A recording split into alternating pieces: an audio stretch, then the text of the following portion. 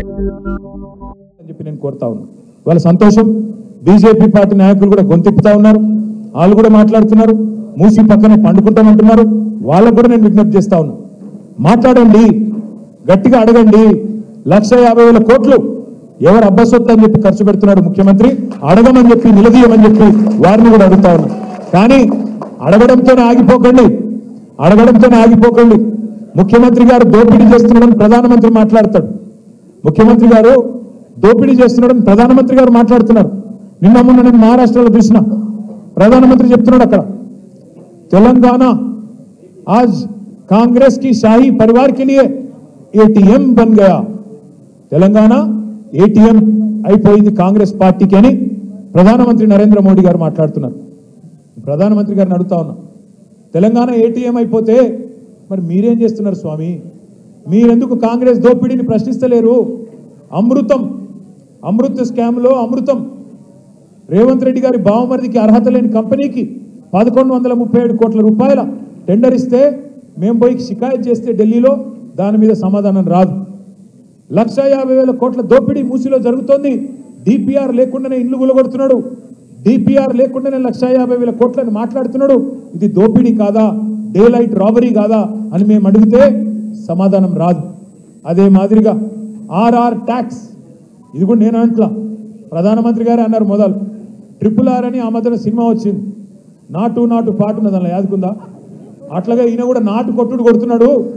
ఆ RRR collection కంటే ఈయన ఆర్ఆర్ కలెక్షన్ ఎక్కువైపోయింది అని ప్రధానమంత్రి గారు స్వయంగా చెప్పినారు. చెప్పిన తర్వాత ఈ రోజు వరకు కూడా యాక్షన్ లేదు. వీళ్ళ దోపిడీ మీద చర్యలు లేకపోగా మణికొండలో ఎట్లయితే కాంగ్రెస్ బీజేపీ అలైబలై చేసుకొని చైర్మన్ వైస్ చైర్మన్ ఒక నరేందర్, వైస్ చైర్మన్ ఇంకో Narender, chairman Congress Narender, vice chairman BJP Narender, వాళ్ళట బయటకు వచ్చి సిగ్గులేదు, బీజేపీ బీఆర్ఎస్ ఒకటే అని మాట్లాడతారు.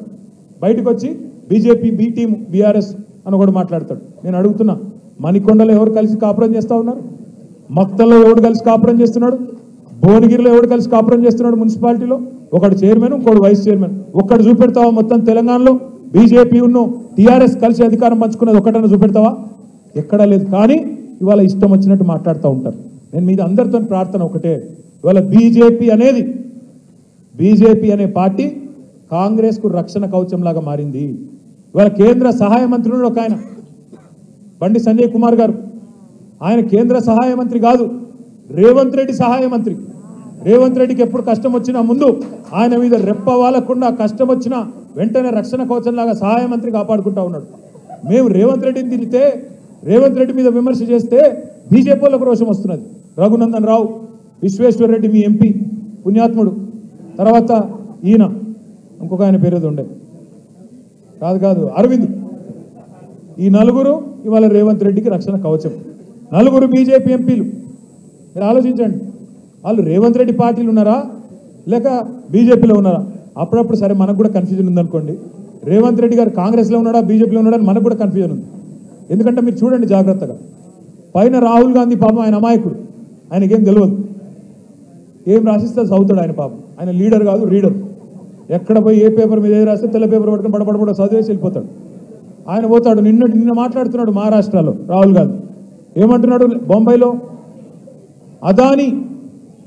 అదానికి మొత్తం 1,00,000 కోట్ల విలువ చేసే ధారావి భూమి దారాదత్తం చేస్తున్నది బీజేపీ అని అక్కడ అదానిని వ్యతిరేకిస్తూ రాహుల్ గాంధీ మాట్లాడతాడు. మరి ఇక్కడేం జరుగుతున్నది? అదే అదాని మంచోడు, చాలా మంచివాడు, ఆయన మించిన ఉత్తముడు లేడు, అద్భుతమైన మనిషి అని చెప్పి రేవంత్ రెడ్డి గారు రోజు ఆయనతో రాసుకొని పుసుకొని తిరుగుతూ ఉన్నారు. నేను ఊరికేనే అనడం లేదు, ఏదో కావాలని విమర్శలు చేయడం కాదు. ఇవాళ బీజేపీ రక్షణ కవచం లాగా మారింది కాంగ్రెస్కు. ఇద్దరు కలిసి మన మీద పగబట్టిండ్రు అనే మాట నేను ఉత్తగానే అంటలేను. పొంగులేటి శ్రీనివాసరెడ్డి గారు అని ఒక మంత్రి ఉన్నాడు, బాంబుల శాఖ మంత్రి. ఆయన అమావాస్య కొన్నాడు బాంబులు, కార్తీక పౌర్ణం కూడా వెళ్ళలేదు, ఇంకా దీపావళి పోయింది, కార్తీక పౌర్ణం పోయింది, కానీ ఆ బాంబులు పెళ్తనే లేవు, తుస్సు బాంబులని. అయితే ఆయన తుస్సు బాంబుల మంత్రి గారు, ఆయన ఇంటి మీద ఈడీ రైడ్ అవుతుంది, బాంబుల శాఖ మంత్రి మీద. ఇప్పటికీ 45 రోజులైంది, 45 రోజులైంది ఈడీ రైడ్ అయ్యి. అదే ఈడీ కవిత గారి ఇంటి మీదకి పోతే, అదే ఈడీ ఇంకొకరి ఇంటి మీదకి పోతే నిమిషం వస్తాయి వార్తలు బయటికి. ఇంత దొరికింది, అంత దొరికింది, బంగారం పెన్ను దొరికింది, సిల్వర్ పిన్ను దొరికింది, ఇవన్నీ వస్తాయి. మరి కొంగులేటి శ్రీనివాసరెడ్డి ఇంట్లోకేమో రెండు కౌంటింగ్ మెషిన్లు పంపుతుంది కదా, నోట్ల కట్టలు ఉన్నాయని చెప్పినారు. రెండు కౌంటింగ్ మెషిన్లు పంపినారు. 45 రోజులైన తర్వాత అక్కడ ఇక్కడ కాంగ్రెస్ వాడు మాట్లాడాడు, ఈడీ వాడు మాట్లాడాడు, బీజేపీ వాడు మాట్లాడాడు. శ్మశాన నిశ్శబ్దం. ఎవరు చచ్చిపోయిన తర్వాత ఉంటే చూడండి కొద్దిసేపు, అట్లాగా ఎవడు మాట్లాడాడు. కుయ్యి లేదు, కయ్యి లేదు, సడి లేదు, సప్పుడు లేదు. ఏమిరా నాయన అంటే లేదు లేదు లేదు, హోగా డీల్ హోగా నై బాత్ కరెంగే. ఇదే అంటున్నా నేను. ఎవరితో ఉన్నాడు కొద్దిగా మనం కూడా ఆలోచించి అవగాహనతో ఉండాలి తప్ప ప్రతిదానికి ఆగమాగం అయిపోకూడదు. నేను మీ దయచేసి మిమ్మల్ని కోరేది ఒకటి, పదవులు మాకు కొత్త కాదు. 10 ఏళ్ళు మీ దయతో, 10 ఏళ్ళు మీ ప్రేమతో మీ మనసు గెలుచుకునే అవకాశం వచ్చింది, మీకు సేవ చేసే అవకాశం వచ్చింది. మాకు పదవులేం కొత్త కాదు. మళ్ళీ మీరు గెలిపిస్తే కేసీఆర్ గారు ముఖ్యమంత్రి అవుతారు.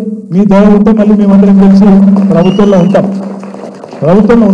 మాకు కొత్త కాదు, పదవులేం కొత్త కాదు, సేవ చేయడం కొత్త కాదు, కొట్లాట అంతకంటే కొత్త కాదు, అరెస్టులు కావడం అంతకంటే కొత్త కాదు. ఉద్యమంలో అరెస్టుకు పోయాము, జైలుకు పోయాం. ఇదే కాంగ్రెస్ వాళ్ళు ఆనాడు అప్పుడు కూడా దొక్కిండ్రు, అప్పుడు కూడా ఇబ్బంది పెట్టిండ్రు. అయ్యేం కొత్త కాదు. కానీ నేను దయచేసి మిమ్మల్ని కొడతా ఉన్నాను. ఇవాళ మేము కంటగింపుగా మారినాం రేవంత్ రెడ్డికి? సబితక్కతో మాతో ఏంది పంచాయతీ? ఆయనకి మాకేమైనా గెట్టు పంచాయతీ ఉందా ఆయనకు? మాకు నేనేమన్నా కొడంగల్లో భూములు కొనడానికి పోతే వాళ్ళ అన్న తిరుపతి రెడ్డితో నాకేమైనా తగాదా ఉందా? ఏమిలే, నాకేమన్నా కొడంగల్లో భూమి లేదు, ఏమి లేదు.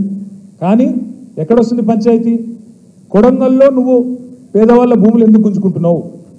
అక్కడ గిరిజనుల మీద ఎందుకు దౌర్జన్యం చేస్తున్నావు? అక్కడ ఎందుకు 60-70 లక్షల ఎకరం విలువ చేసే భూమిని 10 లక్షలకు గుంజుకుంటున్నావు? ఇక్కడ ఫార్మాసిటీ రద్దెందుకు అంటున్నావు? అక్కడ ఫార్మాసి విలేజ్ ముద్దెందుకు అంటున్నావు అని మేము అడిగితే ఆయన కోపం వస్తున్నది.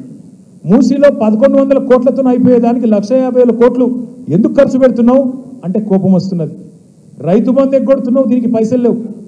స్కూటీలు ఇస్తా అన్నావు, దానికి పైసలు లేవు. తులం బంగారానికి పైసలు లేవు, దేనికి పైసలు లేవు. అక్కడ మాత్రం మూసీలో 1,50,000 కోట్లు ఎవరి కోసం పోస్తున్నావు అంటే కోపం వస్తున్నది. అర్హత లేని బావమరిది కంపెనీకి 1,100 కోట్ల రూపాయలు ఎట్లిచ్చినావు, ఎవడప్పసొమ్మని ఇచ్చినావు అంటే కోపం వస్తున్నది. పొంగులేటి శ్రీనివాసరెడ్డి గారు బాంబుల శాఖ మంత్రి, ఆయన ఇంటి మీద ఈడీ రైడ్ అయింది, ఎందుకు ఏం దొరికిందో చెప్తలేరు అంటే కోపం వస్తున్నది. ఆ కోపం అంతా మమ్మల్ని ఏదో కేసులు పెట్టి గొంతు నొక్కి లోపల వారేస్తే మాట్లాడేటోడు ఉండడు అని అనుకుంటా ఉన్నారు. కానీ నాకైతే ఇవాళ మీ మణికొండ వాళ్ళని చూసిన తర్వాత అనిపిస్తున్నది, మేము జైల్లోకి పోతే ఒక్క మణికొండ నుంచే నాకు తెలిసినంత వరకు 10,000 మంది తయారవుతారు. తప్పకుండా రేవంత్ రెడ్డి భరతం పడతారు. కూర్చున్న కాడ నిలదీసే శక్తులు, నిలదీసే కేసీఆర్లు, నిలదీసే మా సబితక్కలు ఎంతో మంది ఉన్నారు. మాకు ఆ భయం లేదు. మేము మిమ్మల్ని కోరేది ఒకటి, ఇంకా పోరాటం అయిపోలేదు, ఇప్పుడే ప్రారంభమైంది. 4 ఏళ్ళు ఉన్నది ఈ దౌర్జన్యం, ఈ రౌడీ రాజ్యం. వీళ్ళని తట్టుకోవాలా, నిలబడాలా, ప్రజలను అప్రమత్తం చేస్తూనే ఉండాలా. అడగాల మీ ఎమ్మెల్యే గారిని అడగాల, మణికొండకు వస్తే ఎందుకోసం పోయినావా అని అడగాల, ఏం తెచ్చినావు అని అడగాల, ఏమిటి కోసం పోయినావు, బీఆర్ఎస్ పార్టీ చేసిన దానికంటే ఈయన ఏం ఎక్కువ చేస్తాడు, దేనికోసం పోయినావు అని అడగాల. వ్యక్తిగత స్వార్థం కోసం పోయినావా, ఏమన్నా భూముల పంచాయతీలు సాల్వ్ చేసుకోవడానికి పోయినావా, ఆ రియల్ ఎస్టేట్ సామ్రాజ్యంలో నీకు కూడా వాళ్ళు ఇసిరే ఎంగిలి మెతుకుల కోసం పోయినావా, దేనికి కోసం పోయినావా అనే మాట స్పష్టంగా అడగాలి. ఒకవేళ అభివృద్ధి కోసం పోయినా అంటే శేర్లింగంపల్లి ఎమ్మెల్యే అదే చెప్తా ఉన్నాడు, అభివృద్ధి కోసం పోయినా అంటున్నాడు. మాకు కొన్ని విచిత్రం అనిపిస్తాయి. ఇదే శేర్లింగంపల్లి ఎమ్మెల్యే గారు ఎన్నికలకు ముందు ఒక పాంప్లెట్ వేసినాడు, 9,500 కోట్ల రూపాయలతో అభివృద్ధి టీఆర్ఎస్ హయాంలో జరిగింది అన్నాడు. నేను ఎమ్మెల్యే గారిని అడుగుతా ఉన్నా, మీ ప్రకాష్ గౌడ్ను కూడా అడుగుతున్నా, 9,500 కోట్ల రూపాయలతో శేర్లింగంపల్లి అభివృద్ధి కేసీఆర్ చేస్తే మరి రేవంత్ రెడ్డి నాయకత్వంలో పోయినావు కదా, నువ్వు గెలిచి ఇక్కడ గెలిచి అక్కడ పోయినావు కదా, మరి అంతకంటే ఒక కనీసం 1000 కోట్లు ఎక్కువ తేవాలి కదా నువ్వు. 9,500 కేసీఆర్ ఇస్తే 10,500 కోట్లన్నా రేవంత్ రెడ్డి ఇస్తేనే కదా నువ్వు అభివృద్ధి కోసం పోయినట్టు. రాజేంద్ర నగర్ ఎమ్మెల్యే కూడా అదే దానికి లోపడి ఉండాలి కదా, ఏవి కాదట. ఇంకా విచిత్రం, ఖార్గే గారు ఉన్నారు, కాంగ్రెస్ పార్టీ అధ్యక్షుడు. ఆయన నిన్న మొన్న మహారాష్ట్రలో గొప్ప ఉపన్యాసం ఇచ్చినాడు, మహానుభావుడు. బీజేపీ పార్టీ మేకలు కొన్నట్టుగా ఉంటున్నది ఎమ్మెల్యేలను అని చెప్పి మహారాష్ట్రలో తిరుగుతున్నాడు బీజేపీని. నేను ఇన్వైట్ చేసిన ఖార్గే గారిని, అయ్యా ఖార్గే గారు ఒకసారి తెలంగాణకు రండి, ఇక్కడ కూడా మేకల మండీలో కాంగ్రెస్ బాగా కొంటున్నది, మా మేకలు కూడా కొన్ని తప్పిపోయి కాంగ్రెస్ శిబిరంలో తిరుగుతున్నాయి, ఆ మేకలను పట్టుకొచ్చుకుందాం నువ్వు రాస్వామి అన్న. ఇలా నేను అడుగుతున్నా ప్రకాష్ గౌడ్ని, గాంధీని, యాదయ్య గారిని, ఇంకా మిగతా 10 మంది ఎమ్మెల్యేలు ఎవరైతే పోయినారో దమ్ముందా? మీడియా ముందుకు వచ్చి నాలాగా నిలబడి ఏ పార్టీలో ఉన్నావో చెప్పే దమ్ముందా అని అడుగుతున్నాను నేను ఈరోజు. కనీసం నువ్వు కాంగ్రెస్ వాడువా, బీఆర్ఎస్ వాడువా, ఏ పార్టీ వాడువో చెప్పే పరిస్థితి ఉందా? సిగ్గుందా? ఎందుకు ఇంత భయం? పదవులను గబ్బిలాలు కదా చూరు పట్టుకొని వెళ్ళాడినట్టు పదవులు పట్టుకొని వాటి కోసం ఈ పార్టీలో ఉన్న ఆ పార్టీ అని చెప్తావా? ఈరోజు ఏ పార్టీ తెలియదు అయిన దానికి. కాంగ్రెస్లో ఉన్నాడా, బీఆర్ఎస్లో ఉన్నాడా, త్రిశంకు స్వర్గంలో ఉన్నాడా? దీన్ని ఏమనాలి మనం? నేను గట్టిగా మాట్లాడితే మళ్ళీ తిట్టిండంటారు కాబట్టి నేను తిట్టను. కానీ ఒకటి మాత్రం పక్కా, రేవంత్ రెడ్డి మోసాలు, రేవంత్ రెడ్డి కరప్షన్, రేవంత్ రెడ్డి చేస్తున్న కుట్రలు, వాటి నుంచి పేద ప్రజలను కాపాడుకోవడం ఎలా అనే విషయంలో మేమందరం కేసీఆర్ గారి నాయకత్వంలో నిరంతరాయంగా పనిచేస్తూనే ఉంటాం, భవిష్యత్తులో కూడా పనిచేస్తూనే ఉంటాం. మీరు తప్పకుండా రాజేంద్ర నగర్లో కార్తిక్ రెడ్డి గారి నాయకత్వంలో ఎక్కడికక్కడ కొత్త కమిటీలు వేసుకుందాం. రాజేంద్ర నగర్ ఉప ఎన్నిక తప్పదు, రాజేంద్ర నగర్ లో బై ఎలక్షన్ తప్పదు. తప్పకుండా రేపు రోజున గులాబీ జెండా ఎగురే విధంగా అందరం కలిసికట్టుగా కష్టపడదాం. మీకే కష్టం వచ్చినా సవితమ్మ ఉన్నారు, నేనున్నాను, మహమూద్ భాయ్ ఉన్నారు, మొత్తం వేదిక మీద కూర్చున్న నాయకులందరం క్షణం ఆలస్యం చేయకుండా మీకోసం పరుగున వస్తాం. ఎవ్వరూ భయపడాల్సిన పని కానీ బాధపడాల్సిన పని కానీ ఉండొద్దు అని చెప్పి కూడా కోరుకుంటూ మనస్ఫూర్తిగా మీ అందరికీ స్వాగతం తెలుపుతూ జై తెలంగాణ. అంతేనా? గట్టిగా